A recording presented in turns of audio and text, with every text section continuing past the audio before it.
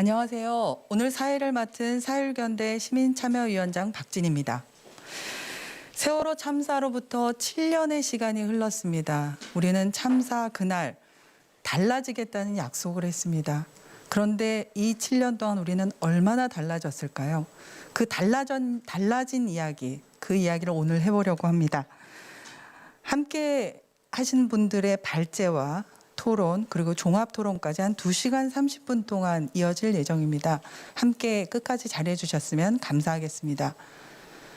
앞서서 우선 세월호 참사로 희생된 304분과 그리고 재난과 참사의 피해자 희생자들을 생각하는 시간을 가지려고 합니다. 자리에 계신 분들 잠시 일어서 주시고요. 시청하고 계시는 분들은 자리에서 예를 갖추어 주시면 감사하겠습니다. 묵상 시작하겠습니다. 묵상 시작.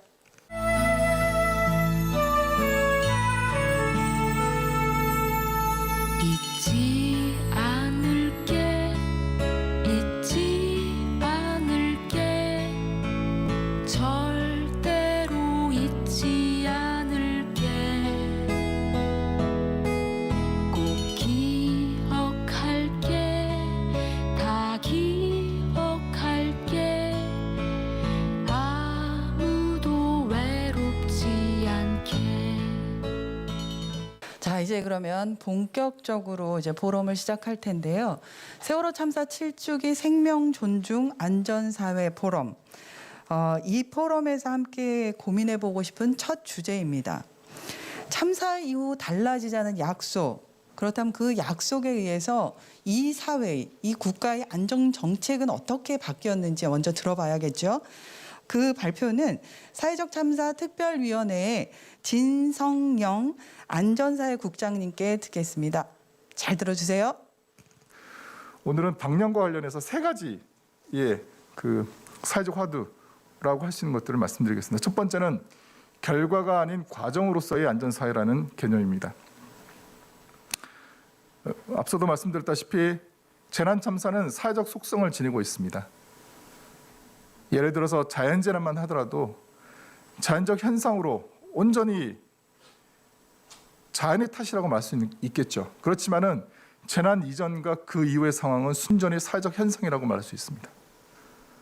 특히 현대사회에서 발생하고 있는 각종 재난 참사들은 자연재난과 인적 재난을 구분하기 어려운 복합 재난이라는 양상을 띠고 있습니다. 예를 들어서 가까운 일본에서 2011년 3월 11일에 후쿠시마 원전 폭발 사고가 일어났습니다. 그것은 처음에는 동일본 대지진 그리고 쓰나미라는 자연재난에 의해서 촉발된 거긴 하겠지만 대규모 피해가 발생한 이유는 원전이란 위험한 기술 그리고 원전 사고에 대해서 제대로 대응하지 못한 그런 인적인 잘못, 인적인 오류가 복합적으로 작용해서 발생한 것입니다.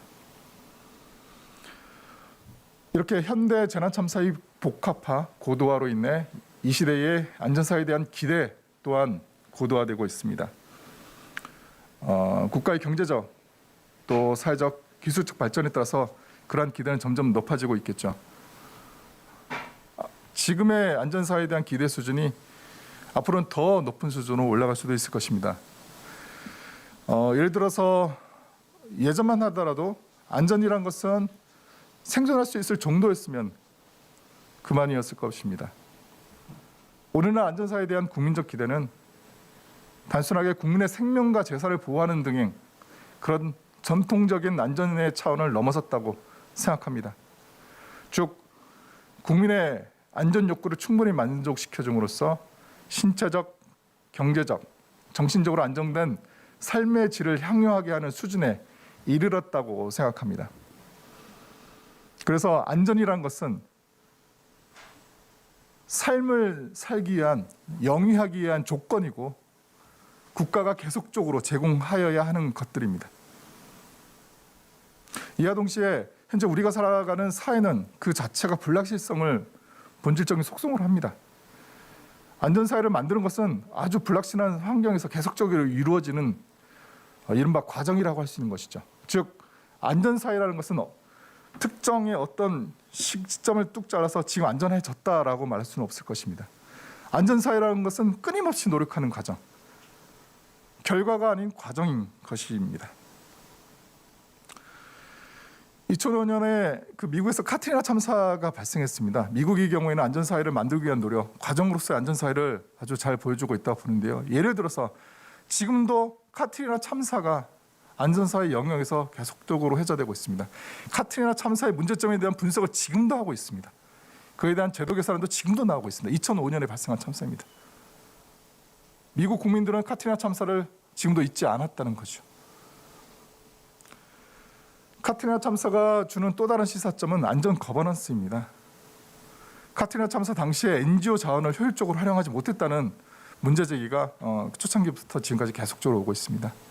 그래서 NGO 자원을 광범위하게 그 국가 재난 대응의 활동에 통합시킬 필요가 있다라는 지적이 있었고, 그러면서 거버넌스라는 게 그런 거죠. 정부나 정책 결정자들이 일반 시민의 이해에 반응하는 것이고, 그럼으로써 정책 결정의 품질을 향상시키는 것, 그래서 신뢰를 구축하는 것 아니겠습니까? 안전 분야에서는 그 새로운 관리 시스템이 필요합니다. 그게 거버넌스라고 통칭하면은 편하기도 하겠지만, 그거는 과거에 우리나라의 재난안전 시스템의 문제점 때문에 그렇습니다. 과거도 아니죠. 지금도 우리나라의 재난안전 시스템은 정부 주도형입니다. 정부가 명령하고 지시하고 통제하고 감독하는 방식입니다.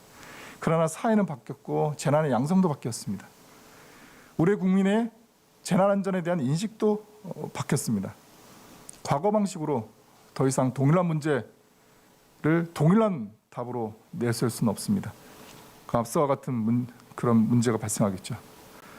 재난관리 시스템을 운영하는 새로운 방식, 그것은 정부가 공급자, 그러니까 재난관리 서비스를 직접 만들고 제공하는 공급자 역할이 아니라 사회 전체의 재난관리 역량을 연계하고 협력하고 지원하고 조정하는 그런 총매너저로서의 역할을 정부가 해야 된다는 뜻입니다. 그러니까 정부가 직접적인 서비스 제공자보다는 여러 행위 주체 중 하나로서 다양한 행위 주체들을 연계하고 중개해주는 역할을 수행해야 된다라고 생각합니다. 이것이 안전 거버넌스에 대한 말씀이고요. 마지막으로 레질리언스라는 말은 우리 안전 영역에서 많이 논의되고 있는 화두입니다. 사전에는 레질리언스라는 말이 다시 튀어오르는 행동이라고 합니다. 정의하고 있는데, 이 때문에 레질리언스를 더 구체적으로 말해서 탄력적인 레질리언스라고 말하기도 합니다. 혹자는 이것은 재난이 발생하기 이전과 그대로 다시 복귀한다는 것인데, 재난이 발생하기 이전과 그대로 회복하는 것은 사실상 불가능하죠. 자연과학에서 레질리언스는 생태계 연구에 뿌리를 두고 있는데, 이런 것들은 공동체나 조직, 도시 연구에 대해서 똑같이 적용될 수 있는 사안입니다. 안전사회 건설과 관련해서 재난 참사를 극복할 수 있는 공동체나 도시의 능력을 말할 때에도 레질리언스라는 말을 사용할 수가 있는 것입니다. 위험한 사회일수록, 현재와 같은 위험 사회일수록 레질리언스, 탄력적 회복력은 갖춰야 됩니다. 위험 사회는 본질적으로 아직은 일어나지 않았지만 다가오는 위험을 구성 요소로 하고 있기 때문입니다. 위험은 오늘날 이미 실제한 것이면서 동시에 미래는 이러한 위험을 극복해낸 사회다라고 우리는 상정하지 않을 수가 없습니다. 그런 점에서 위험으로부터 회복할 수 있는 탄력성을 의미한다는 레질리언스 개념은 현재뿐만 아니라 미래 사회에서도 필수 불가결한 요소라고 생각합니다. 이 정도로 제가 준비한 발제는 마치도록 하고요. 세월호 참사 7주기가인 지금에 우리 사회가 무엇이 달라졌는지는 저뿐만 아니라 여러분 모두, 우리 국민 모두가 묻고 있을 것입니다. 지금까지 크게 달라지지 않았다, 그럼 앞으로도 달라지지 않을 것이다 라고 생각할 수는 없을 것입니다. 저뿐만 아니라 우리 모든 국민이 앞으로 우리가 무엇이 달라져야 될 것인가, 그것을 각성하고 정부에게 요구하고 다시는 세월호 참사 같은 일은 반복되지 않도록 우리 모두 지혜를 모을 시간이 아닌가 생각합니다. 이상으로 발제를 마치겠습니다. 감사합니다. 두 번째 발제 듣겠습니다. 세월호 참사 이후에 우리는 피해자들을 만났습니다. 그 피해자들의 발화를 통해서, 그래서 이 참사가 어떤 의미를 갖고 있는지 배우게 되었는데요. 굉장히 중요한 교훈 중에 하나였다고 생각합니다. 그 이후로부터 수많은 재난 참사가 또한 발생하고 있습니다. 발생했던 걸 이제 더 자세히 만나게 된 거죠.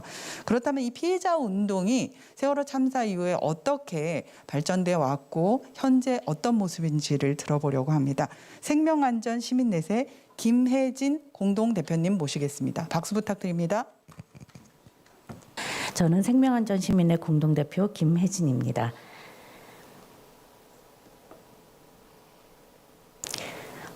저는 이제 이 피해자 운동을 고민하면서 피해자를 어떻게 정의하는가가 가장 중요하다고 생각을 합니다.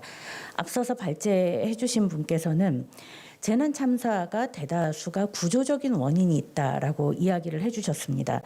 가습기 살균제나 화재, 건물 붕괴 이런 사회적 참사만이 아니라 우리가 흔히 생각하는 홍수나 지진 등 자연재난이라고 할지라도 그 피해를 증폭시키는 제도와 문화, 구조가 있다라고 이야기를 해주셨습니다.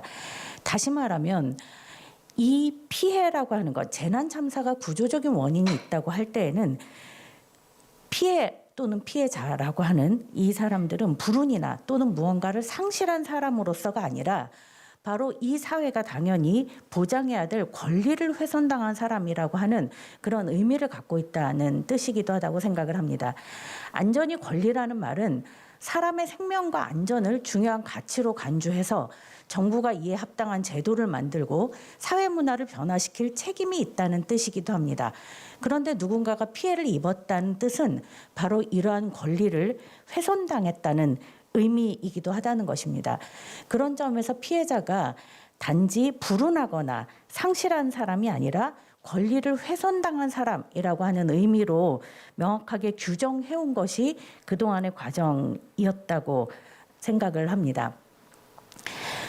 만약에 재난 참사의 피해자를 단지 우연적인 사건에 의해서 무언가를 상실한 사람 혹은 불운한 사람으로 규정하게 될 경우에 대다수가 이 피해자를 순수한 피해자 혹은 이제 고통받는 이미지의 피해자로 자꾸 현상하려고 하는 경향이 있습니다. 여기 이제 제가 마사회에서 사망하신 분의 유가족 사진을 잠깐 싣긴 했는데요. 저는 아직도 기억이 나는 장면이 있습니다. 기자회견을 쭉 하는데 기자들이 앞에 쭉 있다가 이 피해자분이 눈물을 흘리기 시작하자마자 모든 기자들이 갑자기 앞으로 확 달려 나와서 그 눈물을 흘리는 그 사진을 찍는 장면이었습니다. 대부분이 뭔가 고통받는 이미지, 아픈 이미지로 끊임없이 피해자를 정의하고 규정하려고 하는 것은 이 재난 참사의 피해자가 그만큼 불운하거나 무언가를 상실했다라는 점을 끊임없이 강조하는 의미라고 생각을 하고 있습니다. 그런데 재난 참사의 피해자를 이렇게 규정하는 순간 앞서 말씀드렸던 구조적인 문제에서 과연 누가 책임져야 하는가, 누가 책임자인가를 삭제해버리는 그런 결론으로 귀결할 수도 있다고 생각을 합니다. 그런데 세월호 참사 이후에 와서는 이 피해자의 정의가 점차로 변화하고 있다고 생각을 합니다. 세월호 참사 유가족들이 진실규명에 관한 목소리를 내기 시작하고 집단적인 대응을 시작을 하면서 비로소 세월호 참사 이후의 피해자들은 진상규명의 목소리를 낼 수 있는 주체다라는 점이 사회적으로 인정되기 시작하였습니다. 저는 이게 제도로도 굉장히 많은 부분이 보장되고 있다고 생각을 하는데요. 여기에 세월호 참사 특별법이나 지금 이 자리에도 계시지만 그 김용균 노동자의 사망 사고를 계기로 해서 만들어진 특별조사위원회의 경우에는 피해자들에게 위원을 선출하거나 혹은 추천할 권한을 부여하고 있습니다. 그리고 다양한 청취권을 보장하고 회의를 참관하고 발언할 수 있는 권리를 보장하고 있습니다.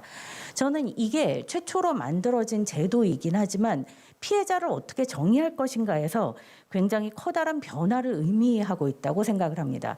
피해자는 단지 무언가를 상실한 사람이 아니라 권리를 훼손당한 사람이기 때문에 그 권리를 회복하는 데 있어서 어떻게 진실규명에 자기 목소리를 낼 수 있는 주체로 인정할 것인가에 관한 싸움이었고 그것이 조금씩 제도화되어 나가고 있는 그런 과정이다라고 생각을 하고 있습니다.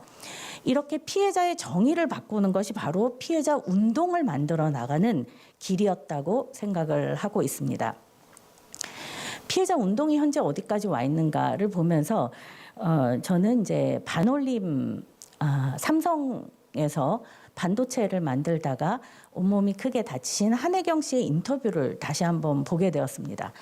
삼성에서 굉장히 거액의 합의금을 주겠다라고 얘기를 할 때 한혜경 씨가 그 어머니에게 나 같은 사람이 또 나와도 좋냐라고 질문을 했다고 합니다.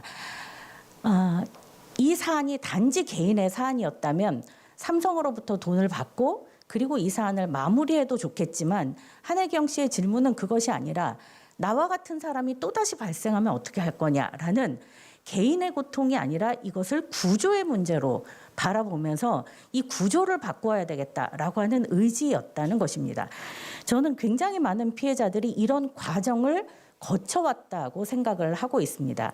나 개인의 불운한 문제가 아니라 이것이 구조의 문제라면 그 구조를 어떻게 바꿀 것인가를 질문하고 그 구조를 바꾸기 위해서는 바로 왜 이런 참사가 발생했는지에 대한 진상이 규명되어야 한다.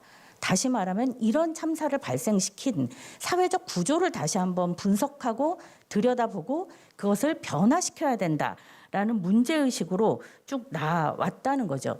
그것이 세월호 참사 이후에는 별도의 조사기구를 만들자라고 하는 요구로 발전해왔습니다. 그리고 실제로 그런 조사기구가 굉장히 많이 만들어졌죠. 2017년도에 이제 크레인이 무너지면서 참사가 발생했을 때 정부 차원에서 조선소의 이런 사회적 참사에 대한 특별조사기구를 만들기도 했고요. 김용균 노동자가 사망한 이후에도 조사위원회, 석탄화력발전소에 관한 조사위원회가 만들어지기도 했습니다. 구역의 김군이 사망한 이후에도 서울시에서 조사단을 구성하기도 했고요. 집배원들이 대규모로 과로 사망할 때에도 마찬가지로 이런 조사위원회가 구성되기도 하였습니다. 다시 말하면 이런 별도의 조사기구를 구성하는 것이 피해자 운동에서 매우 중요한 과제가 되었고 그것이 실제로 많이 이루어지기도 했다는 것입니다. 그런데 이 PPT의 사진을 보시면 사진이 정확하게 잘 드러나진 않지만 이 앞에 계시는 분들이 조사 보고서를 쓰레기통에 넣고 있는 퍼포먼스입니다.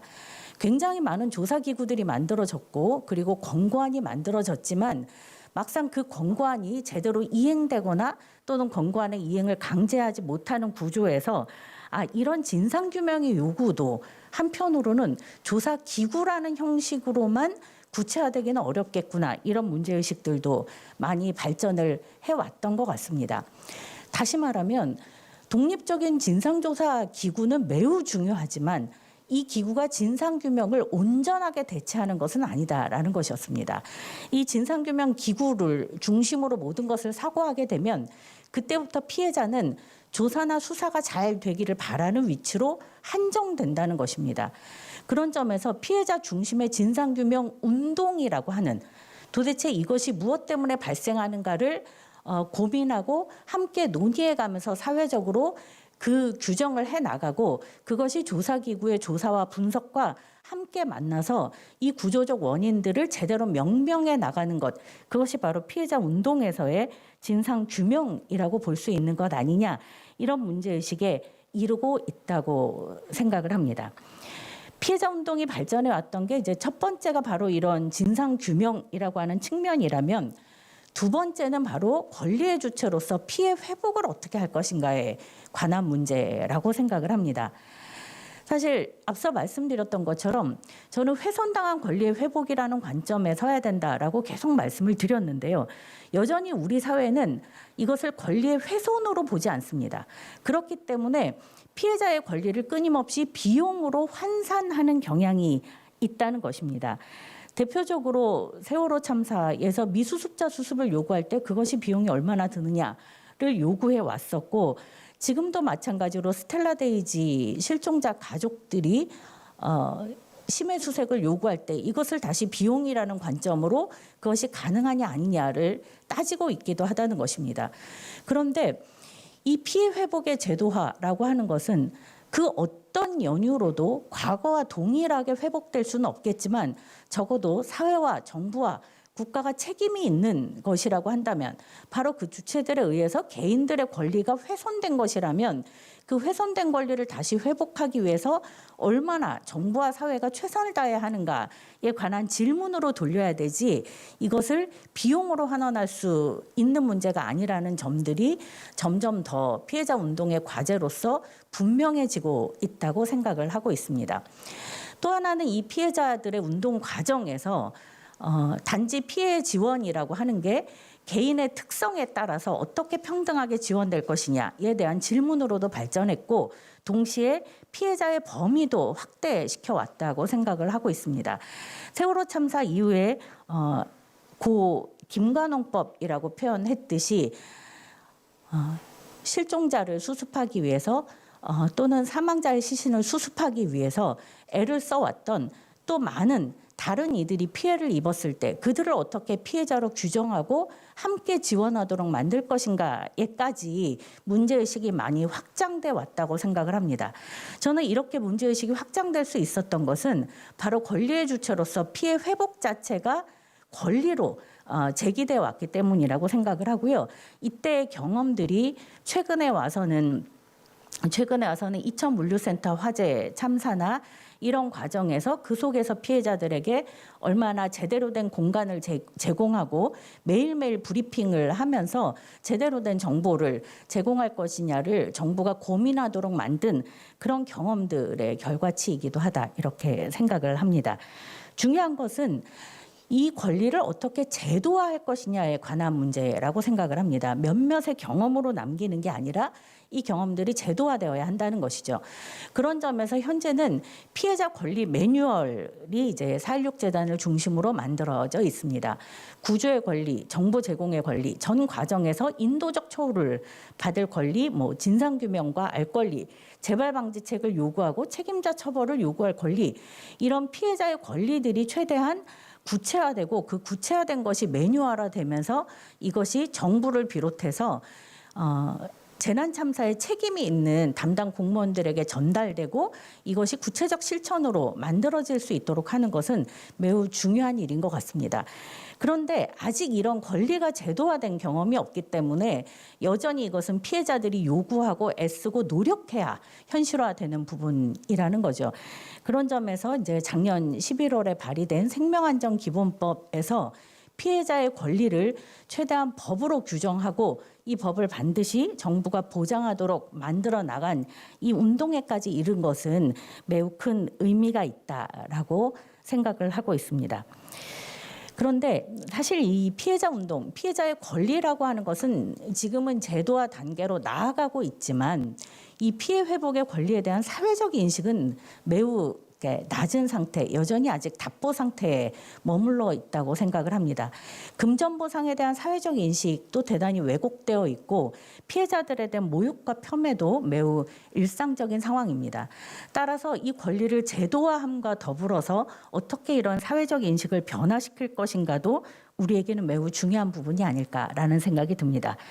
피해자 운동이 지금까지 이렇게 발전해 올 수 있었던 것은 바로 안전사회를 위한 피해자 조직이 전환하거나 확장해 왔기 때문에 가능했던 것 같다라고 생각을 하고 있습니다. 대부분의 피해자들의 조직은 주로 추모와 기억을 위한 활동에 많이 머무르게 됩니다. 어느 정도 사안이 정리되었다고 한다면 그 이후에는 어떻게 사망자나 희생자들을 어떻게 기억할 것인가 그리고 그들을 어떻게 추모할 것인가로 집중이 됩니다. 그런데 최근에 와서 피해자들은 이것을 뛰어넘는 방식으로 운동을 재구성하고 있습니다. 세월호 참사 유가족들이 다른 재난 참사 유가족들을 만나고 힘을 주고 용기를 주는 그런 활동들을 우리는 많이 경험해 왔습니다. 그리고 그것을 뛰어넘어 최근에는 별도의 과제를 가지고 생명 안전, 생명 존중 사회를 위한 과제를 가진 단체를 스스로 만들어 나가는 그런 경우들도 많이 있습니다. 여기 이제 보시면 한빛 미디어 노동인권센터라는 조직이 이제 PPT에 올려놨는데요. 여기는 이제 이한비 PD의 죽음 이후에 그 유가족들이 방송사 노동자들의 권리를 어떻게 보장할 것이냐를 가지고 인권센터를 만듭니다. 김용균 노동자의 사망 이후에 유가족들과 함께 또 활동가들이 김용균 재단을 만들고 산재 피해 노동자들을 위한 활동으로 자기 활동의 폭을 넓혀 나갑니다. 4.16 재단이 만들어지고 이 재단을 통해서 생명안전사회를 위한 과제들을 현실화시켜 나가기 시작합니다. 이렇게 최근에는 별도의 과제를 가지고 단체를 구성하고 이것으로 운동의 영역을 넓혀 나가는 이런 과정들도 확인할 수 있습니다. 다만 여기서 머무는 것이 아니라 이런 피해자 단체들이 함께 모이고 안전을 위한 공동의 활동으로 나아가는 그런 경우들도 확인하고 있습니다. 올해 1월 8일 날 제정된 중대재해처벌법의 경우에는 피해자 단체, 산재 피해자 유가족 단체인 다시는이 가장 앞장서서 단식을 해가면서 중대재해기업처벌법 제정을 위해서 온 힘을 다했고 그 결과로 중대재해처벌법이 만들어지기도 했습니다. 이렇게 피해자 운동은 결국 조직의 전환과 확장을 통해서 우리 사회의 과제를 새롭게 만들어 나가는 그런 운동으로 발전해 나가고 있기도 합니다.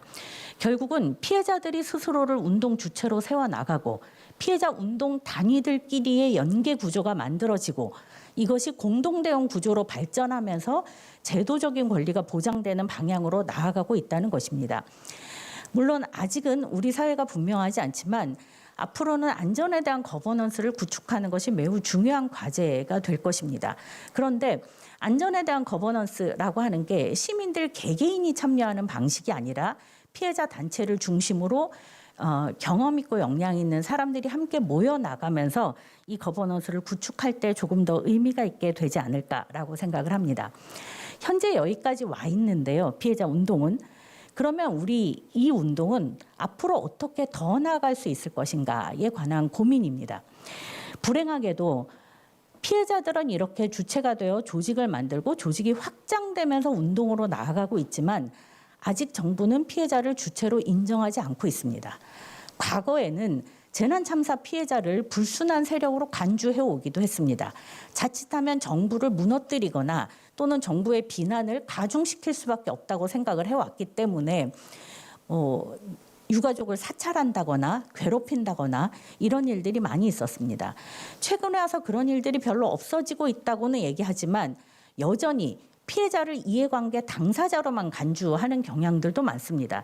따라서 삼성중공업 크레인 사고 이후에 정부가 특별조사위원회를 구성하면서 피해자, 당사자를 어떻게 그 특별조사위원회에 참여시킬 것인가 문제를 가지고 한 3개월 논쟁하면서 결국 당사자를 끊임없이 이해관계 당사자이기 때문에 참여할 수 없다라고 표현했던 것이나 또는 최근에 피해자를 민원인 취급하면서 비용 문제를 계속 이야기하고 있는 스텔라 데이조 참사를 보면서 결국 아직은 정부가 피해자 운동이 하나의 주체로 인정되고 나아가는데 아직은 한계에 봉착하고 있구나. 이것을 어떻게 뚫고 나갈 것인가도 대단히 중요한 문제라는 생각이 듭니다. 그러기 위해서는 피해자를 주체로 인정하도록 하는 제도화가 무엇보다 중요한 문제이고 진상규명과 책임자 처벌의 과정에서 피해자의 목소리를 반영하게 할 뿐만 아니라 참여권과 알 권리를 보장하고 정부가 이 권리를 명시하고 학습하도록 하는 게 대단히 중요한 일일 것 같습니다. 마지막으로 드리고 싶은 말씀입니다. 피해자 운동에 대하여 제가 발제를 드리고 있는데요. 피해자 운동은 홀로 발전할 수 없다는 것입니다. 재난과 참사가 왜 발생했는지에 대한 질문을 던지는 사람들이 바로 피해자들입니다. 그런데 그 질문이 울림이 돼서 사회가 함께 화답하지 않으면 이 운동은 함께 발전해 나갈 수 없다는 뜻입니다. 지금까지의 피해자 운동은 주로 피해자와 인권활동가들이 같은 주체가 되어서 만나왔습니다. 그런데 시민들도 마찬가지로 지지하고 연대하면서 이 운동을 함께 발전시켜 왔습니다. 그런데 아직은 제가 순교자 인식이라는 표현을 썼지만 피해자들이 함께 질문을 던지는 사람이고 우리가 이 질문에 함께 화답하면서 같은 안전사회를 향해 나아가는 길을 가는 사람, 같은 길을 가는 동료라는 인식보다는 뭔가 앞에 있는 사람, 순수한 사람이라고 하는 방식으로 피해자들을 규정 지으려고 할 때 함께 가는 동료로서 서로 교육하고 서로 논의해 나가는 그런 길이 때로는 가로막히기도 한다는 것입니다. 그런 점에서 우리가 연대 경험을 쌓으면서도 서로 교육할 때 같은 방향으로 갈 수 있다는 면을 우리가 함께 기억하면서 시민과 피해자들이 함께 발전해 나갔으면 좋겠습니다. 네, 함께 해주셔서 감사합니다. 세 번째 발제 들을 텐데요. 그렇다면 이 세월호 참사 이후에 법 제도는 어떻게 변화했고 무엇이 생겼고 무엇이 개정되었고 현재는 어떤지 좀 들어봐야겠죠. 세월호 참사 그리고 우리 촛불 시민항쟁을 통해서 법률가로서 가장 활발하게 활동하고 계시는 분입니다. 사율견대 운영위원이시기도 하시고요. 법무법인 윤립의 오민혜 변호사님 모셔서 법제도 현재를 들어보도록 하겠습니다. 박수 부탁드립니다. 네, 안녕하세요. 저는 오민혜 변호사입니다. 저는 재난참사 대응 법제도의 현재에 대해서 말씀드리고 우리에게 지금 어떤 과제들이 있는지 같이 생각해보는 그런 시간을 가져보려고 합니다. 우선 구체적인 현재 법제도에 대해서 말씀드리기에 앞서서 기본적으로 생명과 신체 안전에 대한 권리는 어떻게 우리에게 보장되어야 되는지에 대해서 말씀드리려고 합니다. 생명과 신체의 안전에 관한 권리는 인간의 존엄과 그리고 가치의 근간을 이루는 기본권입니다. 그래서 세계인권선언에서도 모든 사람은 생명과 신체의 자유와 안전에 대한 권리를 가진다는 점을 분명히 하고 있습니다. 그리고 우리 헌법에서도 이러한 점을 확인할 수 있는데요. 모든 국민은 인간으로서의 존엄과 가치를 가지고 행복을 추구할 권리를 가진다는 점을 헌법이 명시하고 있습니다. 그리고 국민이 보건에 관해서 국가의 보호를 받는다는 점도 분명히 하고 있습니다. 이러한 점에 대해서는 헌법재판소도 여러 차례 확인을 했는데 국민의 생명과 신체의 안전이 위협을 받거나 혹은 위협을 받게 될 우려가 있는 경우에는 국가가 이를 보호할 수 있도록 그런 의무를 다해야 된다는 점을 분명히 하였습니다. 그래서 세계인권선언과 헌법의 규정들을 살펴보더라도 생명과 신체의 안전을 보장받는 것은 인간의 존엄과 가치를 유지하는 데 가장 기본적인 사항이라는 것을 알 수 있습니다. 그래서 재난참사 관련된 기존 법 체계의 구성을 보면 크게는 재난 참사에 대한 대응에 관련된 기본법이 있고 그리고 이 재난 참사가 벌어졌을 때 관련된 책임을 어떻게 물을 것인지 그 근거 법률이 정해져 있습니다. 그래서 순서대로 말씀을 드리려고 하는데요. 우선은 재난 참사 대응의 기본법으로서는 재난 및 안전관리 기본법이라는 법률이 존재합니다. 그리고 재난 참사의 피해자의 지원에 관한 기본법으로서는 재구호법이라는 법이 있습니다. 재난 및 안전관리 기본법의 경우에는 2003년 대구 지하철 참사 이후에 안전사고에 대응하는 기본법 필요성이 얘기가 되었고 이에 따라서 2004년 제정된 법입니다. 이 법은 재난 상황을 어떻게 관리하고 통제할 것인지에 관해서 구체적으로 정하고 있습니다. 그런데 시민의 권리로서 안전을 어떻게 바라봐야 하는지 그리고 그 과정에서 피해자가 보장받아야 될 권리가 어떤 것들이 있는지 그리고 재난을 예방하고 대응하는 과정에서 보장받아야 할 시민들의 권리는 어떤 것이 있는지의 측면에서는 구체적으로 다루지 않고 있습니다. 그리고 피해자의 지원에 관한 법률로서는 재구호법이 있는데 이 법은 구호의 관점에서 피해를 입은 이재민을 전제로 해서 이들을 어떻게 지원할 것인지에 중점을 두고 법이 규정이 되어 있음을 알 수 있습니다. 좀 구체적으로 법률에 대해서 말씀을 드리면 우선 재난 및 안전관리 기본법의 목적 조항을 보면 이 법이 어떤 의도로 만들어진 법인지를 알 수 있습니다. 이 법은 이제 각종 재난으로부터 국토를 보존하고 그리고 국민의 생명과 신체, 재산을 보호하기 위해서 국가와 지자체가 해야 할 의무들을 정하고 있습니다. 그리고 이 법이 기본법이 되는 것은 다른 법률과의 관계에 관한 규정에서 알 수 있는데 재난 및 안전관리에 관해서 다른 법을 만들거나 혹은 고치는 경우에는 이 법의 목적과 기본 이념에 맞도록 하도록 그래서 기본법으로서의 성격을 분명히 정하고 있습니다. 그리고 재난과 안전관리에 관해서는 다른 법률의 규정이 없는 한은 이 법에서 정하는 바에 따르도록 하고 있습니다. 근데 이 재난 및 안전관리 기본법의 전체 체계를 보면 이 법의 기본적인 관점을 알 수 있는데요. 안전관리 기구와 기능에 대해서 정하고 있고, 그리고 안전관리 계획, 그리고 재난에 대한 예방과 대비, 그리고 어떻게 대응할 것인지, 어떻게 복구할 것인지, 이런 관점에서 이 법의 구체적인 내용들이 정해져 있다는 것을 법 전체 체계를 보더라도 알 수 있습니다. 이렇게 재난 및 안전관리 기본법은 재난 참사에 대해서 국가와 지자체가 어떻게 관리를 하고 이를 어떻게 복구할 것인지의 관점에서 이루어지고 있다는 것을 알 수 있습니다. 그리고 이 법에서 재난에 대한 규정을 어떻게 정의하고 있는지를 보면은 이를 또 알 수 있는데요. 이 법에서는 재난을 국민의 생명과 신체, 재산과 국가에 피해를 주거나 혹은 피해를 줄 수 있는 것으로서 자연재난과 사회재난을 정하고 있습니다. 그래서 이 법이 물론 사회재난에 대해서도 정하고 있기는 하지만 자연재난이 발생했을 때에 어떻게 대응할 것인지를 좀 중심으로 해서 규정들이 마련되어 있다는 것을 알 수 있습니다.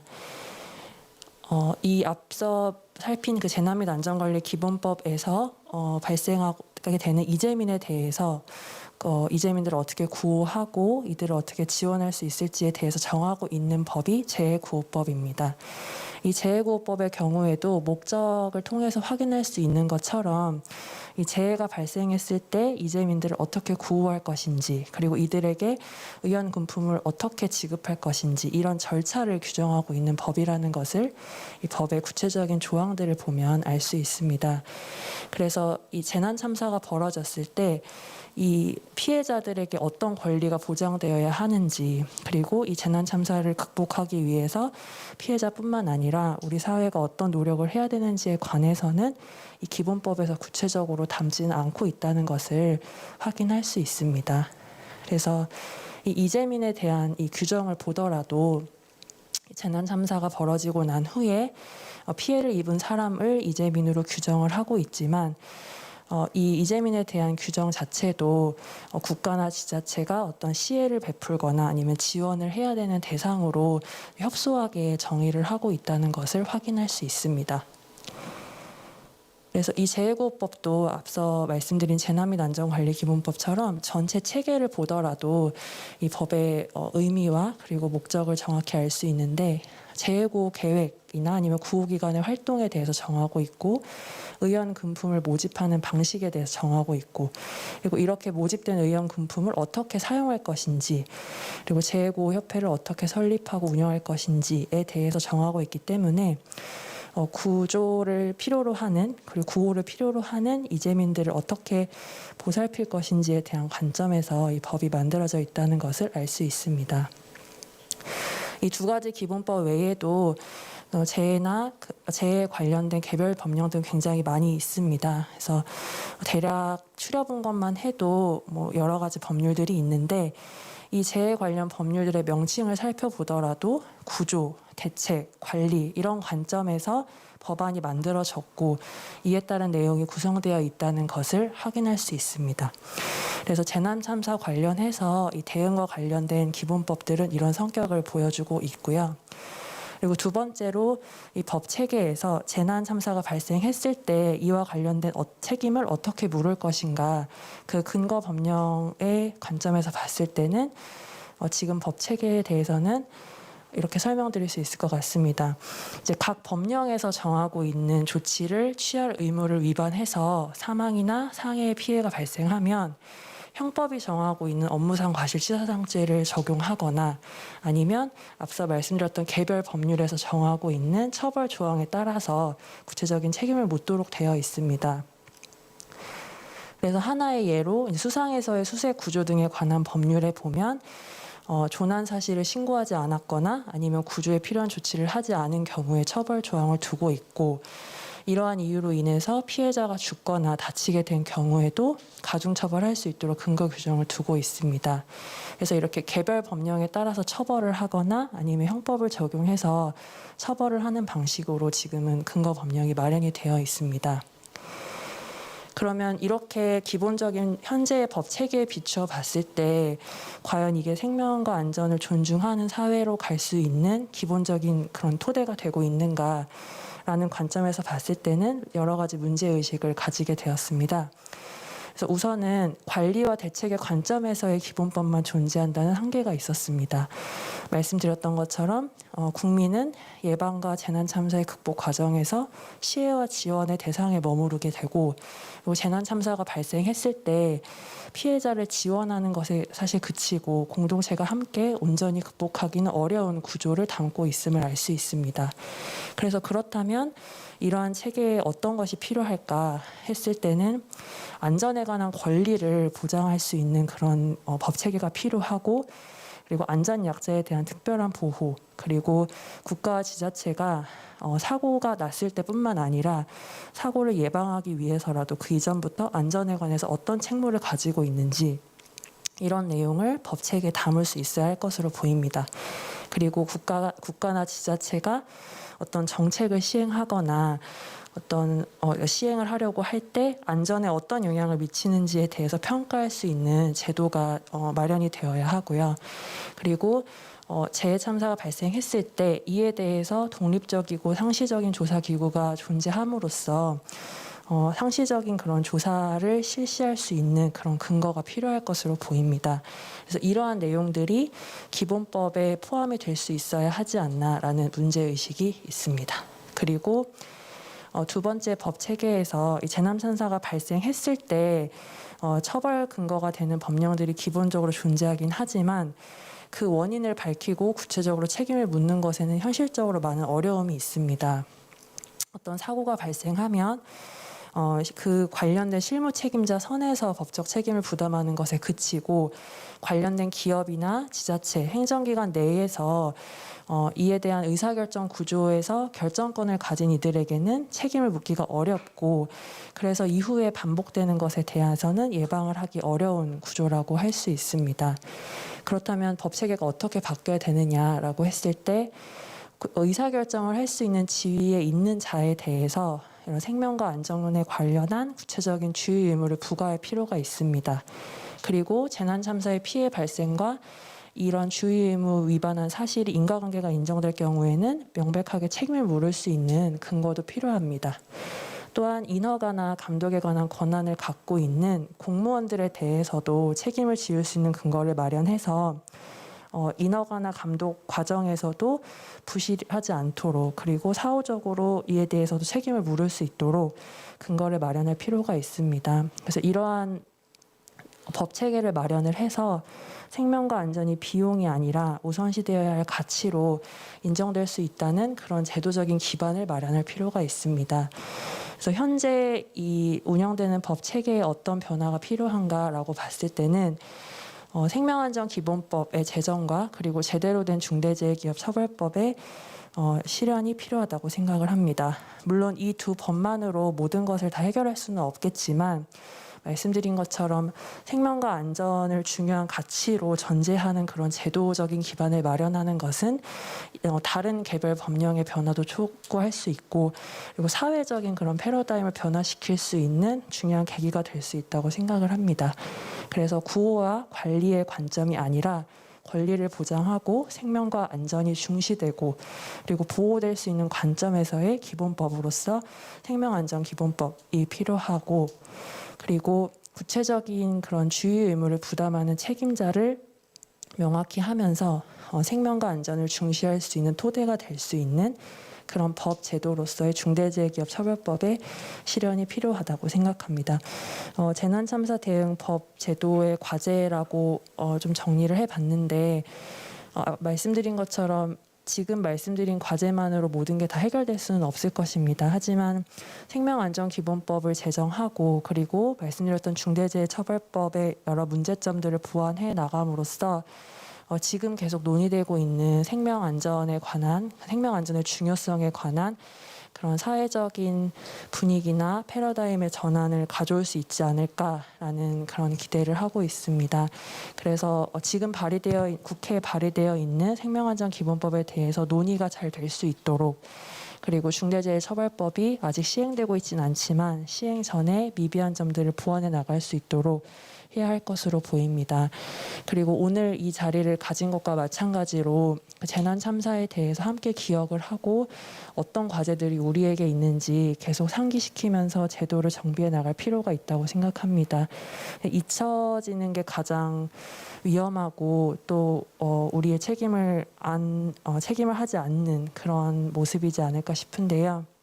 그래서 재난 참사에서 확인되었던 그런 과제들을 잊지 않고 계속 이행해 나가는 것이 필요하지 않을까 싶습니다. 그리고 마지막으로 관련 법의 제정이나 개정도 그렇고 이와 관련해서 정부나 지자체에서 대책을 마련하고 정책을 정비하는 과정에서도 지속적인 감시와 견제가 필요하지 않을까 싶습니다. 네, 이상으로 발제를 마치도록 하겠습니다. 자, 이제 마지막 발제인데요. 사실은 그 산업재해는 산업사회의 어쩔 수 없는 희생이라는 담론이 우리 사회를 지배하고 있었습니다. 그러나 적어도 세월호 참사 이후에 산업재해 역시도 재난과 참사의 범주로서 우리가 바라봐야 된다라는 것이 우리 사회의 기본적인 공감대가 되지 않았나라고 생각을 합니다. 일상의 터전인 노동 현장에서 도대체 생명 안전은 어떻게 담보되고 있는지 그 현재를 좀 들어보려고 하고요. 그리고 문제점은 무엇인지 이야기 듣겠습니다. 민주노총의 이현정 노동안전보건국장님 모시겠습니다. 박수 부탁드립니다. 아까 이전 발제에서도 나왔는데요. 2003년 2월에 무려 192명이 사망한 대구 지하철 화재 참사가 있었습니다.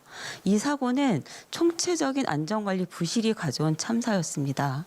지하철은 기관사로 영무원으로 노동자들이 일을 하지만 그 안에는 수많은 시민이 타고 있습니다. 거기에 함께 탑승했던 시민이 노동자가 192명이 사망한 사건이었습니다. 성면 문제가 있습니다. 2006년 서울 지하철 노조의 문제로 사회화되었는데요. 지하철은 아시다시피 서울뿐만 아니라 대구, 부산 등 대도시에 있고 이 지하철에서 바로 성면이 발견되었던 것입니다.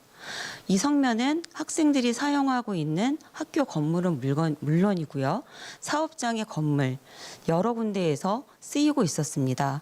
철거를 하는 노동자들의 안전보건과도 관련이 되어 있습니다. 시민이 이용하는 지하철, 그 다음에 노동자와 시민이 일하는 건물 곳곳에 성면이 있었습니다. 이 사진을 보시면 크레인이 넘어져서 버스를 덮치고 있습니다. 이 사고로 승객 1명이 사망하고 시민 15명이 부상을 당했습니다. 이 크레인이 왜 넘어졌을까요? 안전관리 규정을, 안전관리 규칙을 잘 지켰다면 넘어져서는 안 되었습니다. 결국 건설 현장이나 공사장 현장에 안전관리 부실로 어떤 사고가 발생하면 이렇게 바로 근처에 시민이 사망할 수 있다는, 다칠 수 있다는 것을 보여주는 한 장의 사진입니다. 비슷합니다. 공사장에서 쏟아진 콘크리트가 차량을 덮쳤습니다. 다행히 인명피해는 없었지만 덮쳐진 저 콘크리트가 만약에 어린아이를 덮쳤다거나 길 가던 어느 어르신을 덮쳤다거나 했다면 분명히 큰 사고로 이어졌을 것입니다. 이것은 가장 최근에 발생한 사고 중에 하나입니다. 작년 롯데 서산케미칼 나프타 분해센터라는 곳에서 대규모 폭발 사고가 있었습니다. 노동자는 물론 인근 주민 60여 명이 부상하는 사고였습니다. 저 사진은 바로 일반 가정집의 유리창이 깨진 사고입니다. 이렇게 산단이 모여있는 도시에서는 그 산단의 사고가 결코 시민과 무관하지 않다는 것을 보여줍니다. 이 표는 수많은 산단의 유해가스 사고라든가 폭발 사고를 보여주고 있습니다. 최근의 문제 중에 하나입니다. 2020년에 택배 노동자가 무려 16명이 사망했습니다. 과로사와 갑질이 있었는데요. 사망한 평균 노동자의 나이는 40세였습니다. 그리고 최근에 아파트에서 택배 차량의 지상 진입을 반대하거나 통제하는 일도 있는데요. 주민들은 차량의 속도의 문제로 안전을 얘기합니다. 하지만 이것은 택배 노동자가 차를 밖에 세워두고 카트로 배달을 할 경우 그 노동자에게는 시간도 몇 배로 걸리고 또한 더 많은 일을 하게 되면서 택배 노동자에게서는 안전 보건의 문제로 다가갑니다. 이렇듯 몇 가지 사례에서 보듯이 사업장의 담벼락은 노동자의 일은 노동자의 안전 보건은 시민과 무관하지 않습니다. 다음은 제도를 뒤흔든 노동안전보건 투쟁입니다. 기억하실지 모르겠지만 1988년 15살 소년 노동자 문송면의 수은 중독 사망 사건이 있었습니다. 예전에는 낮에는 일을 하고 밤에는 이제 학교에서 공부를 하는 그런 제도가 있었는데요. 문송면은 충남 서산에서 온도계 압력계 제조업체인 협성계공에서 일을 합니다. 여기서 아무런 안전보건도 갖추지 못한 채 온도계에 수은을 주입하고 압력계에 신나 작업을 하면서 일한 지 2달 남짓 만에 쓰러집니다. 그 당시의 신문 기사이고요. 수은은 참고로 말씀드리면 감각 이상이나 운동신경 이상을 일으키는 생식 독성 물질입니다. 당시 문송면 군이 일했던 작업장은 수은 증기가 자욱했고 보호구는 없었다고 합니다. 여러 과정을 거쳐서 어려운 과정을 거쳐서 산재 신청을 하게 됩니다. 하지만 그 당시에 노동부의 태도는 어땠냐면요. 사업주 날인이 없다. 서울대병원은 산재 지정병원이 아니라면서 산재 신청서 접수 자체를 거부했습니다. 그 당시 양심 있는 지식인과 의료인, 노동자의 투쟁으로 산재 인정을 받지만 제대로 치료조차 받지 못하고 7월 2일 사망합니다. 당시 유인물의 선전물의 한 페이지인데요. 이때 투쟁으로 얻은 성과는 사업주가 공개 사과를 했고 보상금에 합의했고요. 노동자 관계자가 징계가 된 것을 확인한 뒤 장례식을 치렀습니다. 이 사건은 뒤에 이어 말씀드릴 원진 레이온 직업병 인정 투쟁을 알리고 또한 노동안전 보건운동의 시작을 알리는 계기가 됩니다. 원진 레이온 직업병을 말씀드리겠습니다. 저 사진을 보시면 지금 안경을 쓰고 있는데요. 실제로 저 사진은 문제가 발생한 이후 노동부의 관리 점검이 있고 나서 그나마 보호구가 착용된 상태에서 찍은 거라고 합니다. 이황화탄소는 2차 세계대전에서 독가스로 사용할 정도로 맹독성 물질이었습니다. 당시 원진 레이온은 인조 견사를 만드는 곳인데요. 보호구나 안전 설비 없이 일을 했습니다. 문송면 수은 중독 기사를 보고 나서야 원진 레이온 노동자들은 의심합니다. 혹시 우리도 유해물질 때문이 아닐까라고 의심을 합니다. 그 전에 노동자들이 아프거나 쓰러지면 이렇게 얘기했다고 합니다. 술 좀 그만 먹어. 담배 좀 그만 펴. 결국 개인의 문제로 처리를 스스로가 얘기를 했던 거죠. 하지만 수은 중독 사건을 보고 문성면 군의 사건을 보고 원진 레이온 노동자들도 문제 제기를 했고요. 그 문제 제기 결과 집단 이황화탄소 중독이라는 사건으로 터지게 됩니다. 하지만 문성면 때처럼 회사도 노동부도 쓰러지고 아픈 노동자를 외면했습니다. 결국 지난한 싸움이 시작됩니다. 당시에 여러 가지 투쟁 과정에서의 사진인데요. 노동자 시민사회단체 전문가, 시민들과 함께 10여 년간 투쟁은 이어집니다. 그 결과 노동안전보건 중요성이 사회에 확대되고요. 노동조합 내에서는 안전보건 활동이 강화됩니다. 또한 산안법이 개정됐고요. 지금 있는 산업안전보건연구원도 저 당시에 신설이 됩니다. 지금 직업환경의학과가 굉장히 일반적으로 있는데요. 저 당시에 바로 그 과가 신설되었고 무엇보다 직업병이 산재 사망처럼 무서운 일이라는 것을, 무서운 병이라는 것을 깨닫게 됩니다. 감정노동자 보호입니다. 이 사진은 핸드폰이라는 영화의 한 장면입니다. 노동자가 일할 때 저렇게 감정노동을 하게 됩니다.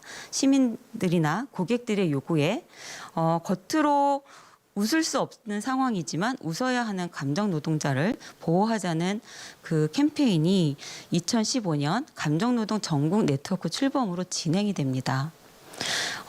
그 결과 2015년과 18년에 2015년에는 산재 인정 기준으로 2018년엔 산업안전보건법 개정으로 법으로 권리가 보장됩니다.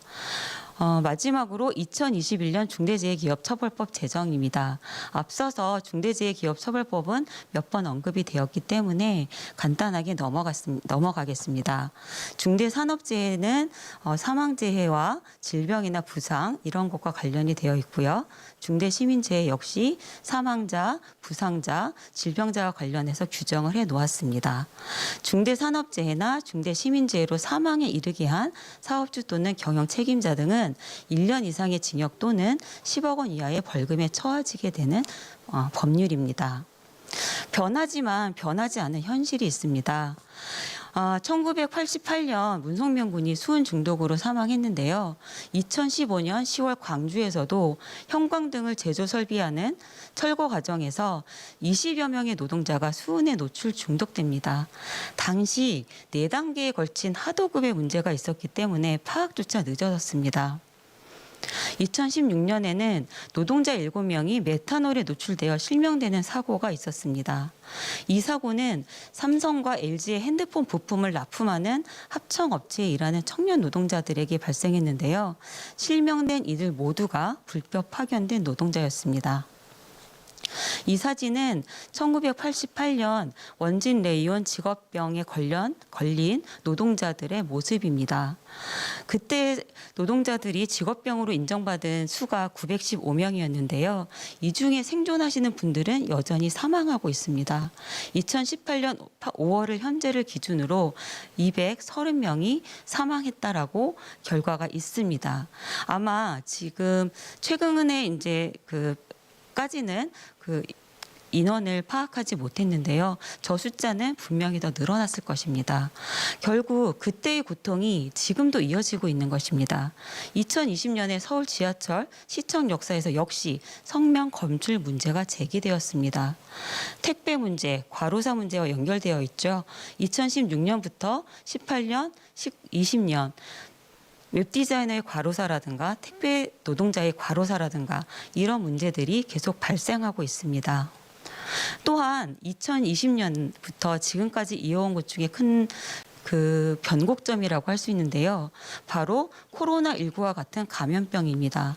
이 코로나19는 한국 사회에 알려준 게 있습니다. 바로 감염병이 그다음에 질병이 더 낫고 더 약하고 더 열악한 노동 환경에서 일하는 노동자를 감염시킨다는 것입니다. 그것은 시민에게도 마찬가지일 것입니다. 더 낫고 더 약하고 더 열악한 곳에 있는 시민이 코로나에 더 취약하다는 사실은 여러 뉴스를 통해서 알 수 있습니다. 직업성 안도 현재 진행형입니다. 이 표는 누적된 2001년부터 재작년까지 산재 사망 누적표입니다. 이 표에 보시면 여전히 산재 사망은 평균 2,400여 명이라는 것을 알 수 있습니다. 그리고 누적된 경제 손실은 작년 정부 총 예산의 무려 66%에 해당하는 금액입니다. 결국 노동자가 다친다는 것은 굉장한 경제 손실이라는 것도 알 수 있습니다. 오늘도 7명이 퇴근하지 못합니다. 저 경향신문의 원래 제목은 오늘도 3명이었습니다. 그 3명은 산재 사망, 즉 사고성 재해로 사망한 노동자들을 기준으로 한 것이었고요. 직업성 질병으로 사망한 노동자들까지 포함한다면 하루 7명의 노동자들이 집으로 돌아가지 못합니다. 또한 이 노동자는 당연히 시민이고 누군가의 가족이고 누군가의 동료였을 것입니다. 현장이 안전해야 시민이 안전할 수 있습니다. 그 둘은 결코 떨어지지 않았습니다. 지하철, 철도, 병원, 학교, 공항, 공공부문은 물론 제조업, 화학물질, 건설 현장, 이 현장의 안전들은 앞에서 보시는 다양한 사례와 같이 시민의 안전과 직결되어 있습니다.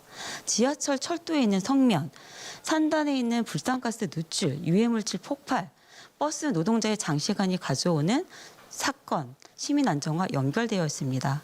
세월호 참사, 메르스 사태, KTX 탈선 사고, 노동 현장이 불안전하면 시민의 안전도 불안하다는 것을 보여주고 있습니다. 일터의 안전을 지키는 노동자 참여 제도가 있습니다. 약간 낯설 수 있는 단어라고 보여질 수도 있는데요. 노동자들은 산안법에 근거해서 산업안전보건위원회라든가 명예산업안전감독관이라든가 작업중지권이라든가 근골격계 질환 유해 요인 조사 등을 통해서 노동자의 권리로서 참여할 제도가 있습니다. 하지만 안타깝게도 사업주의 협조는 그닥 좋지 않습니다. 그래서 결국은 싸우면서 권리를 쟁취하고 있는데요. 다음 사진은 구의역과 관련된 사진입니다. 2016년 구의역 김군에 사망 사고가 있었습니다. 당시 많은 노동자 시민이 이렇게 얘기합니다. 너의 잘못이 아니야. 그리고 조사와 싸움과 투쟁을 거쳐서 당시에 이제 하청으로 있었던 그 노동자들은 직고용이 됩니다. 직고용이 돼서 그 노동자가 어느 토론회에서 한 말이 바로 이거였습니다. 작업하는 도중 위험하겠다는 생각이 들면 작업을 거부할 수 있는 권리가 주어졌다. 이런 권리 덕분에 위험하면 하지 마라는 분위기가 현장에 자리 잡았다. 저는 이 말이 굉장한 울림을 가지고 있다고 생각합니다. 노동자든 시민이든 위험을 감지했을 때 그것이 위험하다고 말하고 위험을 피할 권리가 보장되고 또한 그 권리를 실현함으로써 그 어떤 불이익도 있어서는 안 됩니다. 권리로서 적극 요구할 때 그리고 대할 때 싸울 때 주체로서의 안전은 권리로 될 것입니다.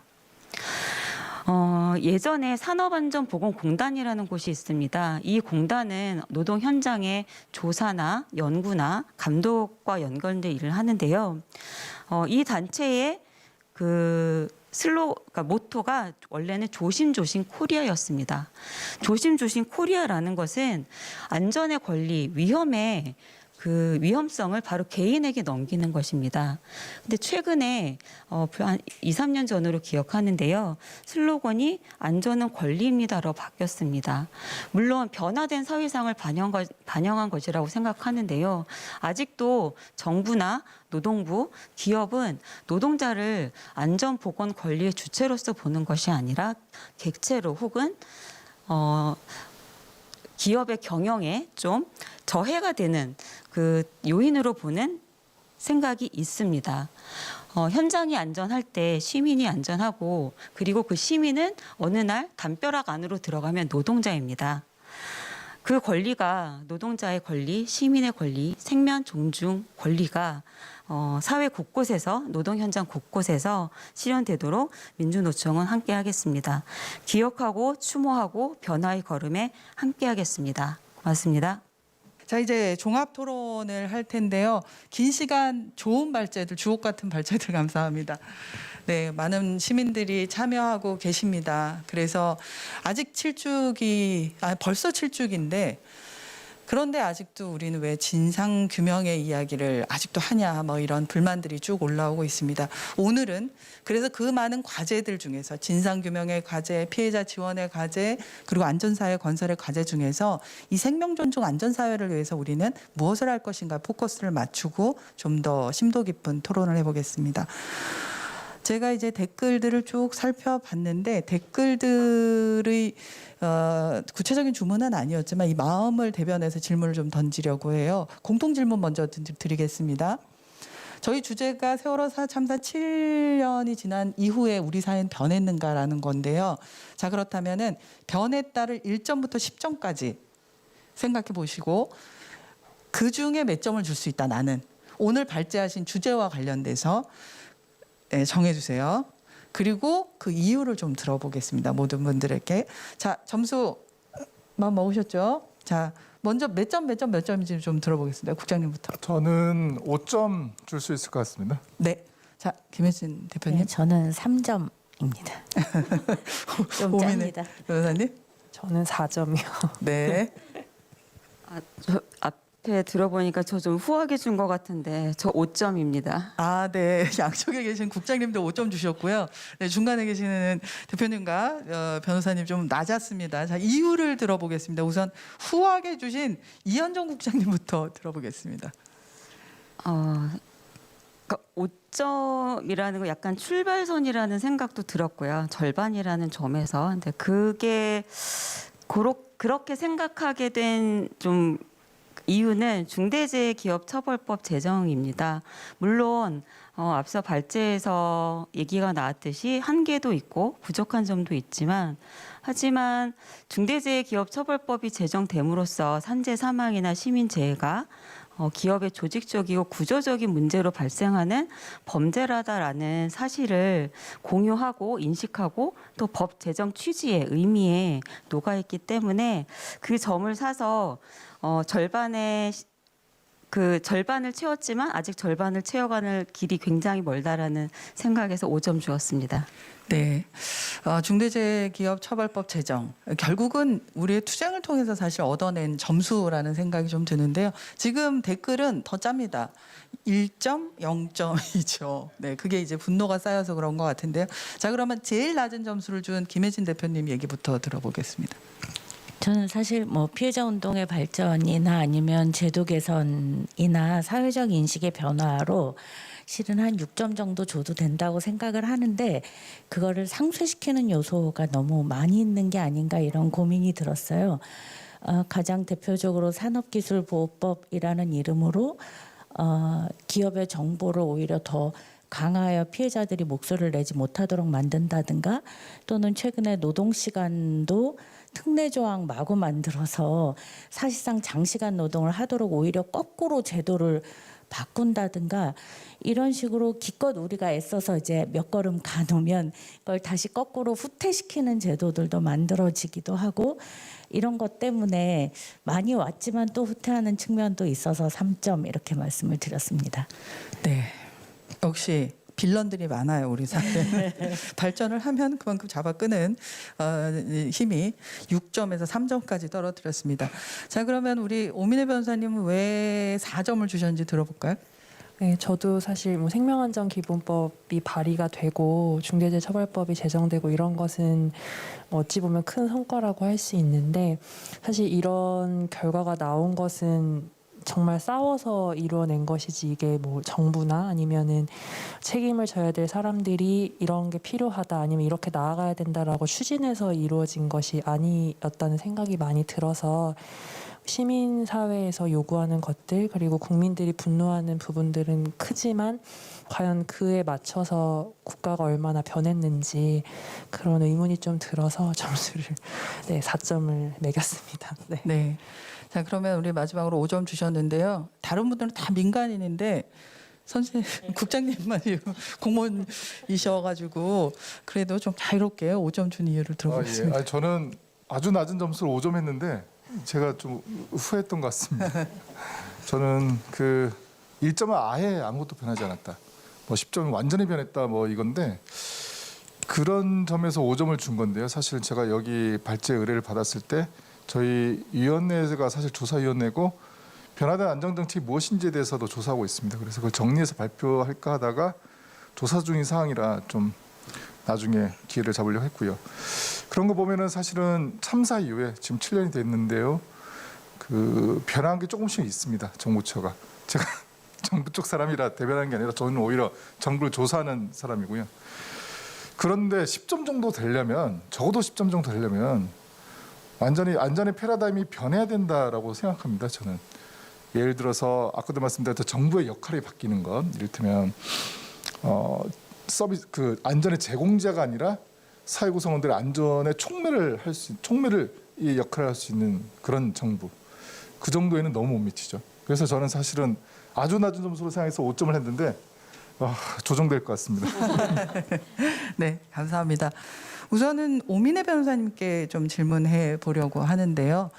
제가 고민을 좀 했어요. 여러분들이 질문을 너무 안 하셔가지고 제가 궁금한 거 막 질문하려고요. 사참위법도 시행령 뭐 이런 거 다 난항을 겪었고 어쨌든 제정이 됐습니다. 그리고 뭐 아까 법제도 개정된 거 얘기를 쭉 하시긴 했는데요. 이런 법들이 워낙에 제정이나 개정 취지에 부합하지 않게 계속 난항을 겪는데 도대체 왜 그런 건지 너무 포괄적인 질문인가요? 좀 입법 취지에 맞지 않게 이렇게 난항을 겪는 것 뭐 포괄적으로 얘기해 주셔도 좋고 아니면 특별한 어떤 법을 뭐 생명 생명안전기본법이 왜 이렇게 제정이 어려운지 뭐 이런 걸 포인트를 두고 얘기해 주셔도 좋은데요. 왜 이런 어려움이 있는지 조금 얘기 좀 부탁드리겠습니다.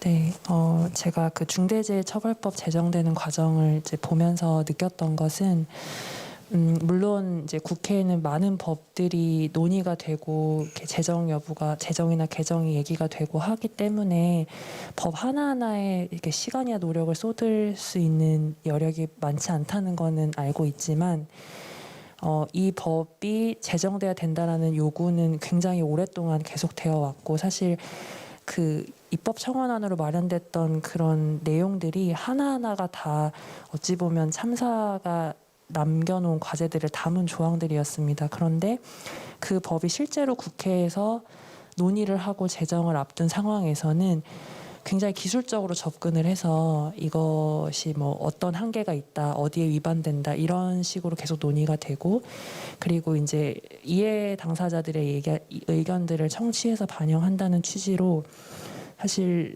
예상치 못했던 그런 뭐 5인 미만 사업장을 제외한다거나 이런 내용들이 막 그냥 들어가게 된 것 같아요. 근데 법안이 이야기가 되고 요구가 되어 왔던 그런 취지들을 사실 충분히 검토를 해서 만약에 필요하다면 기존의 그런 법 이론적인 법 기술적인 한계도 넘어설 수 있는 논의가 가능해야 되지 않을까 싶은데 그렇게 논의를 할 의사나 아니면 용기나 이런 것이 없지 않았나라는 생각이 좀 많이 들었고 그리고 그렇게 논의가 되다 보니까 한계가 많이 있는 상태로 이렇게 논의가 되고 제정이 되지 않았나 싶습니다. 그래서 모든 법에 대해서 막 자세하게 논의를 해달라 이렇게 요구를 하는 게 어렵다고 할 수도 있겠지만 이 법이 처음부터 왜 계속 얘기가 되어 왔고 왜 국회에서 이 시점에 논의가 되어야 했는지에 대해서 좀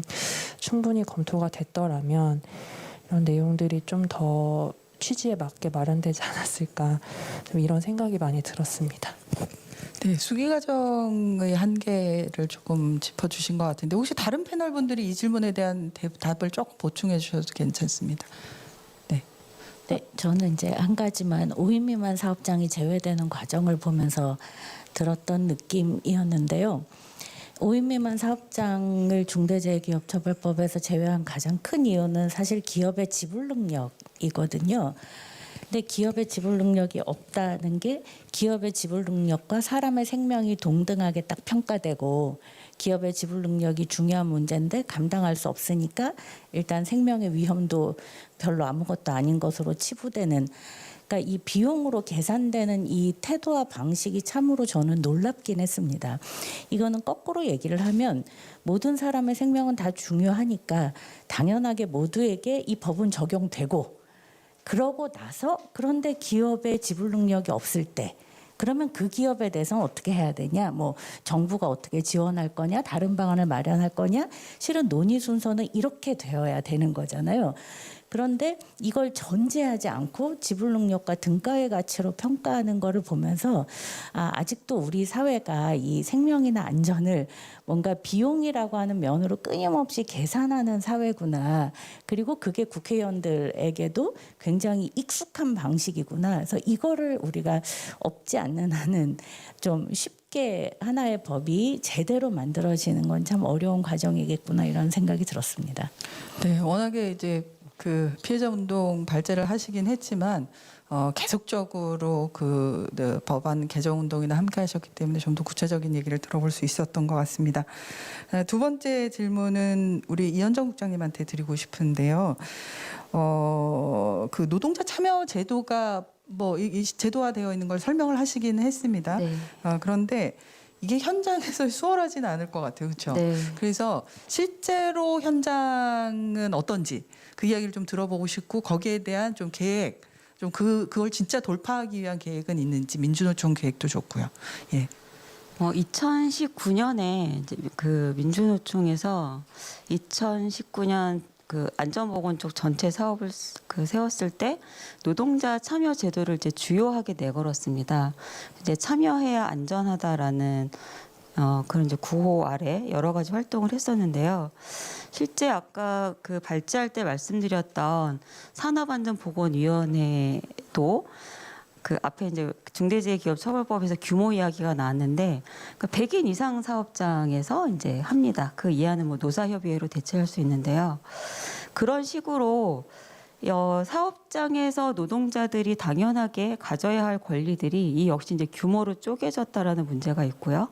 때로는 이제 업종의 제한이 있습니다. 예를 들면 사무직만 사용하는 노동자라든가 그 사업장이라든가, 지금 올해는 이제 학교 급식 노동자들이 학교 사업장에 있지만 그 산업법 적용을 받지만 그 전에는 대상이 아니었습니다.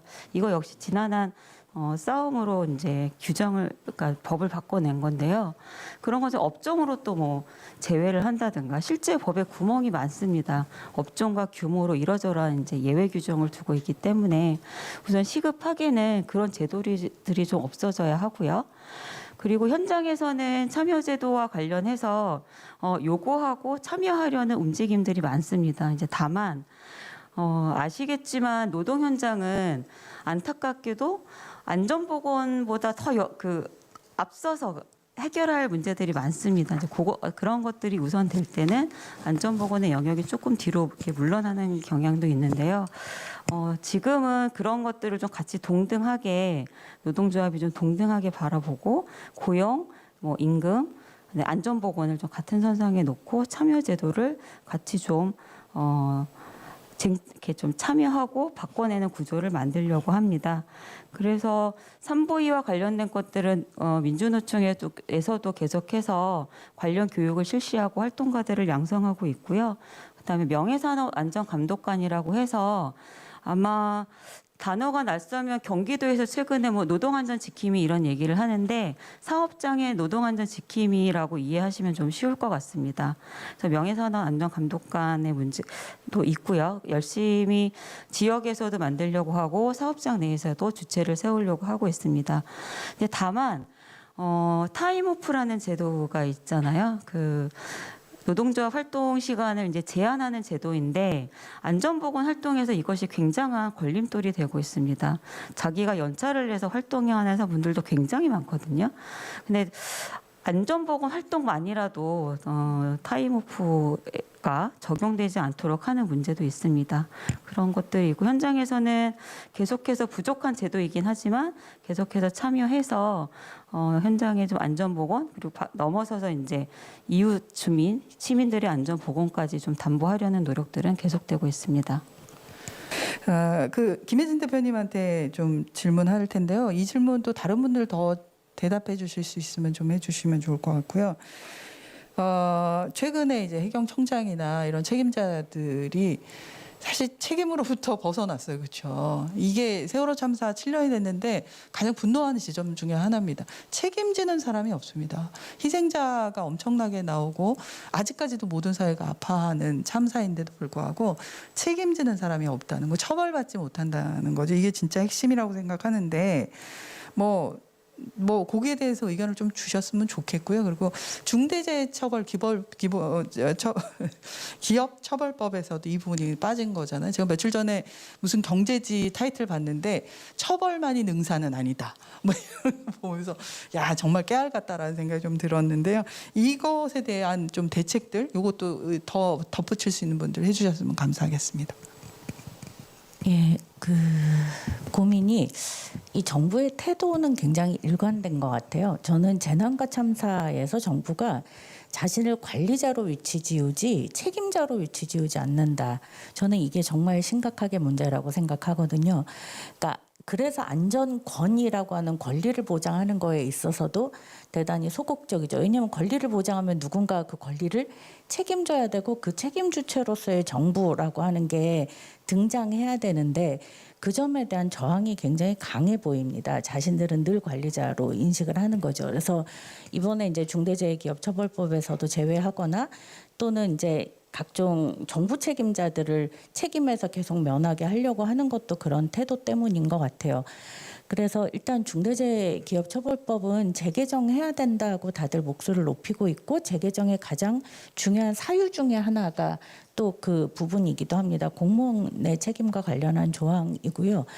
또 하나는 사실 이 공무원의 책임이라고 하는 건 뭔가 인허가라든가 또는 관리 감독의 책임을 다하지 않았다거나 뭐 이런 데에서 굉장히 많이 발생하는데 그것이 드러나려면 사실 이 구조적인 원인이 드러나야 되거든요. 그러니까 직접적으로 누가 어떤 잘못을 저질렀다뿐만 아니라 왜 이런 구조 속에서 이 문제가 발생할 수밖에 없는지가 충분하게 드러나야 그 속에서 뭐 잘못된 인허가 문제라든가 법적 책임도 드러나고 꼭 굳이 그런 법적 책임이 아니더라도 그런 구조적 책임이 또 한편으로 드러나는데 그것이 이제 계속 드러나지 않고 일반적인 수사나 기소 과정에서는 다 이제 1차적인 책임 주체만 드러나는 양상으로 아예 그렇게 구조화되어 있다는 거죠.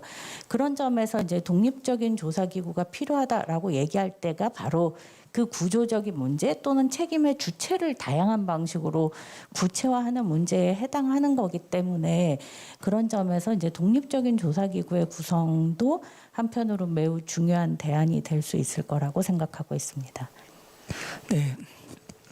이 얘기를 듣다가 문득 저희가 그렇기 때문에 조사기구의 독립성을 굉장히 중요하게 생각하고 진성현 국장님도 좀 전에 국가를 조사하는 입장이라고 말씀하셨잖아요. 그런데 이 독립적, 문득 든 질문인데요. 독립적이다 보니까 또 한계가 힘이 약하다. 뭐 이런 평도 있거든요. 어떻게 생각하시는지 한번 들어보시죠. 그렇죠. 저희는 그거를 바로 피부로 와닿고 있고요. 그 독립성은 그 구조적 원인을 파헤치고 재발 방지 대책을 제대로 세우기 위해서는 반드시 필요한 겁니다. 지금 우리나라의 정부 정책 구조는 안전정책뿐만 아니라 모든 정책이 칸막이식으로 이루어져 있습니다. 그런데 현대의 재난은 아까도 말씀드렸지만 복합 재난으로 이루어졌기 때문에 어느 한 부처가 주도적으로 그것을 대비하거나 또는 복구할 수가 없는 상황입니다. 그래서 전 부처를 아우를 수 있는 조사가 필요한데 그러려면 반드시 부처의 독립이 필요한 거고요. 그런데 저는 독립만 능사이고 독립을 하게 되면 또 다른 문제가 뭐냐면은 전문성이 없어진다는 건데요. 각 부처의 주장은 그겁니다. 칸막이 행정의 장점이란 것이 각 부처가 자기 부처의 전문성이 있다는 겁니다. 그런데 두루두루 하게 되고 또 독립하게 된다면 전문성이 떨어진다는 건데 그 전문성보다도 우리 김혜진 대표님 모시고 저희 위원회에서 토론을 가진 적이 있었는데요.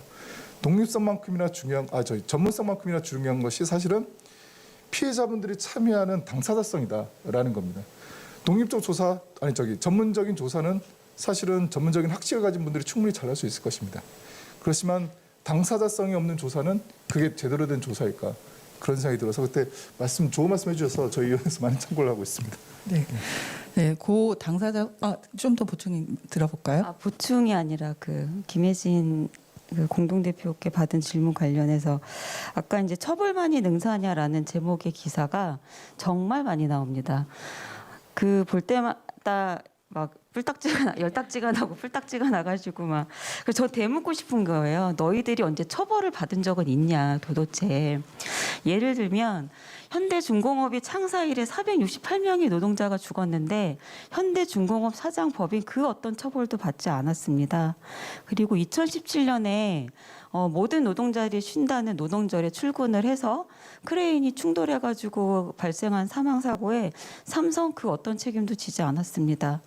그리고 반도체 산업에서 일하다가 희생된 노동자들 엄청 많은데요. 거의 사망자가 200여 명에 가까운데 삼성, LG 관련된 법인, 사장 그 어떤 책임자도 처벌받지 않았습니다. 그래서 저는 처벌만이 능사냐라고 묻기 전에 내가 언제 처벌을 받아봤나라고 좀 되물었으면 좋겠습니다. 경영 책임자들이. 네, 이 말을 꼭 해주고 싶었습니다. 맞아요. 네.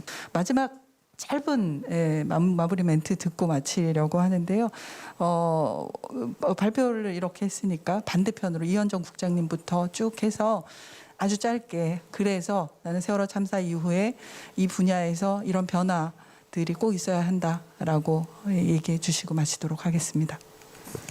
그 얼마 전에 국회에서 이제 산재 청문회가 열렸습니다. 그 기업 이제 산재 사망 일어났던 기업 대표들이 와서 국회의원 질문을 받는 과정이었는데요. 저는 그때 약간 씁쓸한 웃음이 났던 게 국회의원들이 사과하세요 막 계속 얘기를 해요. 그럼 이제 기업 대표들이 마지못해 사과합니다라고 사과를 안 한 사람도 있었지만 끝까지 그래서 사고가 날 때마다 그 사과를 하는 기업이 있습니다. 근데 그들의 사과는 피해 당사자, 산재 사망자, 유가족이 아니라 국민입니다.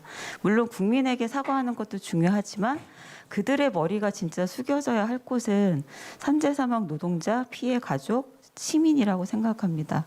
안타깝게도 기업들은 산재 사망이나 시민 재난 참사가 기업의 조직적, 구조적인 범죄라는 이 시대적 흐름을 아직도 외면하고 있는 것 같습니다.